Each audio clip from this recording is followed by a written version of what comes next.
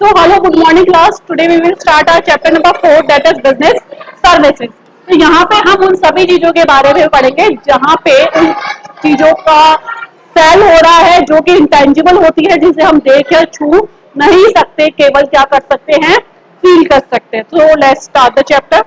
तो first question हमारे mind में आता है कि हमने बिजनेस में बाइंग एंड सेलिंग तो सुना है. We have already heard about buying and selling the things in a business, but वो भी दो चीजों में क्लासिफाई होती है. बाइंग एंड सेलिंग किसकी होती है? गुड्स की एंड सर्विसेज की. गुड्स की एंड सर्विसेज की. दोनों में डिफरेंस क्या है? गुड्स क्या होते हैं, सर्विस क्या होती है? तो देखो पहले बेटा सर्विस देख लेते हैं. Yes, service are intangible and inseparable activities that provide satisfaction of one and aren't necessarily linked to the sale of the product of another service. Yes. Service में उन सभी चीजों को बाय या सेल किया जाता है जो कि क्या होती है, इंटेंजिबल होती है, जिसे हम देख नहीं सकते, छू नहीं सकते, केवल फील कर सकते हैं. और वो इंसेपरेबल होती है. इंसेपरेबल क्या होता है कि जब जिस टाइम पे आपको सर्विस दी जा रही है, आपको उसी टाइम पे उसको फील करना है. आप गुड्स की तरह उसको यूज नहीं कर सकते कि अभी हम घर पे ले जाते हैं बाद में यूज कर सकते हैं. तो सर्विस में ये पॉसिबल नहीं होता. Services are inseparable. जब आपको दी जा रही है, आपको उसी टाइम उसको फील करना है. Activities that provide satisfaction of wants and aren't necessarily linked to the sale of product of another service. ठीक है. सर्विस में जैसे कि हम गुड्स की बात करते हैं, हम एक मैन्युफैक्चरर से खरीद के हम कस्टमर को सेल कर सकते हैं, लेकिन सर्विस में ये पॉसिबल नहीं है. जहाँ पे मैन्युफैक्चर हो रही है सर्विस, वही दे सकता है. जैसे कि डॉक्टर जिसने एमबीबीएस की डिग्री ली हुई है, वही आपको वो दे सकता है, आपको इलाज कर सकता है, आपको एडवाइस दे सकता है. ठीक है. अगर हम गुड्स की बात करें, goods are physical product which can be delivered. ये फिजिकल प्रोडक्ट है. क्या है? फिजिकल, जो हम देख सकते हैं, छू सकते हैं, महसूस कर सकते हैं. To a purchase involve transfer to ownership from seller to customer. और जैसे ही गुड्स कोई खरीद लेता है तो इसकी ओनरशिप भी क्या हो जाती है, ट्रांसफर हो जाती है. जैसे कि हमने एक कार खरीदी, कार के पैसे हम देते से उस कार का ओनर कौन बन गया? हम बन गए. तो जब गुड्स डिलीवर हो जाते हैं तो उनकी ओनरशिप भी क्या हो जाती है, ट्रांसफर हो जाती है. अब फीचर्स और सर्विसेज देखिए. सबसे पहले इंटेंजिबल, जो कि हमने अभी पढ़ा है कि हम उसको देख नहीं सकते, छू नहीं सकते. गुड्स की तरह, जैसे गुड्स को हम खरीदने से पहले देख छू कर उसकी क्वालिटी का पता कर सकते हैं, लेकिन सर्विस में हम जब तक सर्विस को कंज्यूम नहीं करेंगे, हम उसकी क्वालिटी का पता नहीं कर सकते. Service are intangible. They do not have any physical existence. उनकी कोई भी फिजिकल एक्सिस्टेंस नहीं होती. They can not be touched but judged only after consumption. Service को आप टच नहीं कर सकते, लेकिन आप सर्विस को जज कर सकते हैं ओनली आफ्टर कंजप्शन. और जज भी तभी कर सकते हैं जब आपने सर्विस कंज्यूम करी है. कोई भी टीचर जब आपको पढ़ाता है तो आप उनको जज कर सकते हैं कि ये टीचर अच्छा है या बुरा है, अच्छा पढ़ाया, बुरा पढ़ाया. किस बेसिस पे आप जज करेंगे? जब आप उनकी क्लासेस लेंगे. These services provider must provide good quality service so that a customer has a favorable experience. Favorable experience मतलब कि एक बार जब आप सर्विस अच्छी देंगे तो आपका फेवरेबल एक्सपीरियंस रहेगा, दोबारा वो इंसान जो है वो आप ही के पास आएगा. For example, doctor treatment can only be felt. कि जब आपको डॉक्टर ट्रीट करता है, आपको एडवाइस देता है, तो उसको केवल फील करा जा सकता है कि हाँ, हम इस डॉक्टर के एडवाइस से हमें जो प्रॉब्लम थी वो सही हो गई, बट नॉट फील. लेकिन उस एडवाइस को हम देख नहीं सकते. The next topic is inseparability. Inseparability मैंने बताया कि सर्विस प्रोवाइडर और सर्विस को अलग नहीं करा जा सकता. वो दोनों साथ में ही रहेंगे. अगर टीचर टीच कर रहा है तो आपको उसी टाइम पे कंज्यूम करना पड़ेगा. आप टीचर की टीचिंग लेके घर नहीं जा सकते कि हमें घर जाकर समझ लूंगा. That is not possible. फिर भी आजकल कुछ ऐसी टेक्नोलॉजीज आ गई है जिसमें आप बाद में भी सर्विस को फील कर सकते हैं. Like service cannot be separate from their provider or seller. They have to be consumed as and when produced. जब पढ़ाया जा रहा है तभी आपको पढ़ना पड़ेगा. जब डॉक्टर एडवाइस दे रहा है तभी आपको सुनना पड़ेगा. आप उसको बाद में कंज्यूम नहीं करेंगे. The activity of production and consumption has to be perform simultaneously. Production और कंजप्शन में अलग अलग नहीं होगा, दोनों साइमल्टेनियसली ही चलेंगे। एग्जाम्पल देखिए इसमें, railway journey can be experience in the train itself, कि जब आप ट्रेन में चल रहे हैं तो कब उस जर्नी को आप कब एक्सपीरियंस करेंगे, जब आप ट्रेन में रहेंगे। और to enjoy consume the service of restaurant we have to visit to a place of restaurant, कि जब आपको देखना है कि रेस्टोरेंट जाके कैसा लगता है, उसका खाना कैसा है, तो आपको वहां पे जाके ही पता लगेगा। ठीक है। Involvement, the involvement of customer is necessary for delivery of service. ठीक है। जब सर्विस आपको दी जा रही है तो कस्टमर को वहां पे प्रेजेंट रहना कंपलसरी है। अगर आप वहां पे प्रेजेंट नहीं है तो आप सर्विस को फील नहीं कर पाएंगे। This gave a consumer opportunity to modify the service as per the requirement. अगर कस्टमर सर्विस डिलीवर्ड के टाइम में वहां पे प्रेजेंट रहता है तो सर्विस को मॉडिफाई करा जा सकता है एज पर द रिक्वायरमेंट। इसका एक एग्जाम्पल देखेंगे कि जब टीचर आपको पढ़ा रहा है और आप फिजिकली क्लास में प्रेजेंट है तो आप अपने डाउट्स को क्लियर कर सकते हैं, लेकिन अगर टीचर अपनी रिकॉर्डेड क्लास आपको दे रहा है तो वहां पे आपके डाउट्स क्लियर नहीं होंगे। ठीक है। तो आप वहां पे अपनी जो सर्विस है वो मॉडिफाई नहीं कर सकते, आप केवल सुन सकते हो। अगर आपको कोई डाउट है तो उसका सोल्यूशन आपको या तो नहीं मिलेगा या तो बहुत देरी से मिलेगा। इसके एक और एग्जाम्पल देख लेते हैं। A food provider can be provide snacks to the customer when he is physically present to eat them. The customer can even get the snacks modified as per his taste. कि जब आप किसी restaurant में जाते हैं और वहां पे प्रेजेंट रहते हैं तो आप अपना खाना अपने अकॉर्डिंगली मॉडिफाई करवा सकते हैं, लेकिन अगर आपने वही खाना ऑनलाइन मंगवाया है तो आपको जैसा वो खाना भेजेगा वैसा ही यूज करना पड़ेगा, ईट करना पड़ेगा। The next is inventory.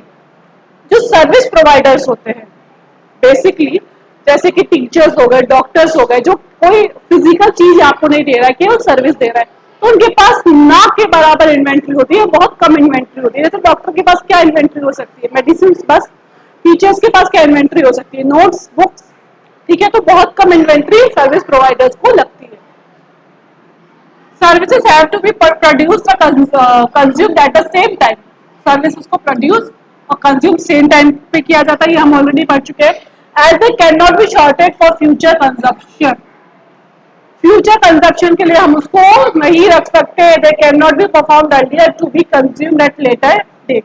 ठीक है। ऐसा नहीं है कि हम उसको साथ अपने घर ले जाए और बाद में उसको कंज्यूम कर ले।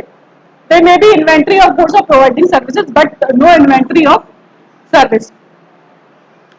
सर्विस को हेल्प करने के लिए कुछ इन्वेंट्री हम रख सकते हैं, लेकिन सर्विस को एज एन इन्वेंट्री हम नहीं रख सकते। जैसे कि डॉक्टर की एडवाइस आप स्टोर नहीं कर सकते, लेकिन डॉक्टर की एडवाइस में यूज आने वाली मेडिसिन स्टोर करी जा सकती है।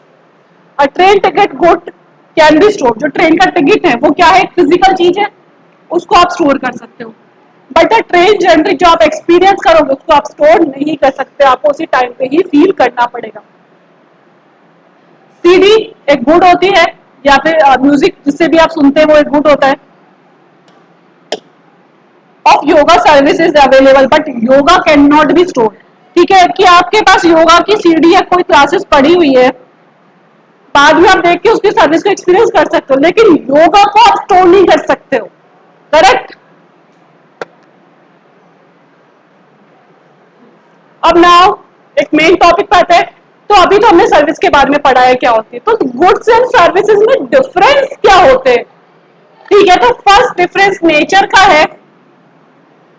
वो सर्विस क्या है, a service can be an activity और अ प्रोसेस। एक सर्विस एक्टिविटी या फिर प्रोसेस है, जबकि जो गुड्स होते हैं वो क्या है, फिजिकल ऑब्जेक्ट है जिसे हम देख सकते हैं, छू सकते हैं, जज कर सकते हैं। लेकिन सर्विसेज को एक एक्टिविटी है जिसे हम ओनली क्या कर सकते हैं, फील कर सकते हैं। इंटेंजिबिलिटी, सर्विस वो होती है इंटेंजिबल, लेकिन जब गुड्स इंटेंजिबल होते हैं, नो, गुड्स क्या होते हैं, टेंजिबल होते हैं। इनकंसिस्टेंसी, देखो बेटा, सर्विस टीचर, आज मैं अभी क्लास ले रही हूँ तो आज मेरा पढ़ाने का वे कुछ अलग होगा, कल कुछ और होगा, तो इनकंसिस्टेंसी। सर्विस में हमेशा कस्टमर के अकॉर्डिंगली हम सर्विस को चेंज करते रहते हैं, सर्विस के पैटर्न को चेंज करते रहते हैं। लेकिन गुड्स एक बार जब मैन्युफैक्चर हो गए तो उसकी आप कितनी भी क्वांटिटी ले लो, सबकी जो कंसिस्टेंसी आएगी वो सेम ही रहेगी, सेंट्रलाइज कंसिस्टेंसी रहती है वो। इंसेपरेबिलिटी, साइमल्टेनियसली प्रोडक्शन और कंजप्शन साइमल्टेनियसली साथ साथ में होगा, लेकिन यहाँ पर आप प्रोडक्ट को स्टोर करके रख सकते हो आफ्टर कंजप्शन के लिए।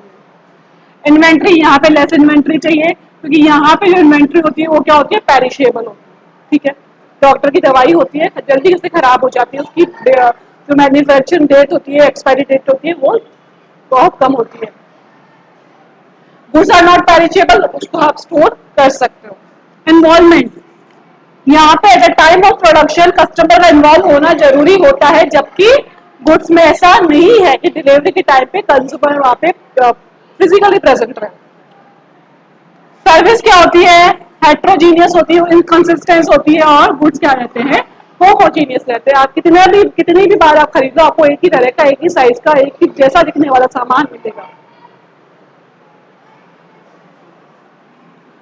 अब देखिए बेटा, next is type of services. Services बेटा थ्री टाइप्स की होती है। सबसे पहले है business service, social service and personal service. तो बिजनेस सर्विस क्या है, those services which help business organization in conducting their activity। वो सभी सर्विसेज जो बिजनेस को हेल्प कर रही है for conducting their activities, like transportation, communication, warehousing, वो सभी आ रही है बिजनेस सर्विस में, जो कि हम इस चैप्टर में आगे पढ़ने वाले हैं।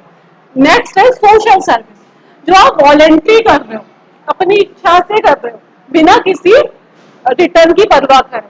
ठीक है, तो उसको सोशल सर्विस कहते हैं, जैसे कि health care service. Personal service क्या होती है, जो किसी पर्सन, इंडिविजुअल पर्सन को आप प्रोवाइड करते हैं, जैसे कि एंटरटेनमेंट सर्विस। ठीक है, तो अलग अलग लोगों द्वारा अलग अलग जब सर्विस फील किया जाता है तो उसको पर्सनल सर्विस कहते हैं। जैसे कि आप कहीं पे घूमने जा रहे हो, वहां पे आपने टूर गाइड ले लिया, वो आपको पर्सनल सर्विस देगा। अब एक बहुत ही अच्छा टॉपिक हम पढ़ लेते हैं, दैट इज बैंकिंग। बैंक क्या होते हैं, स्टार्टिंग से हम लोग पढ़ते हैं।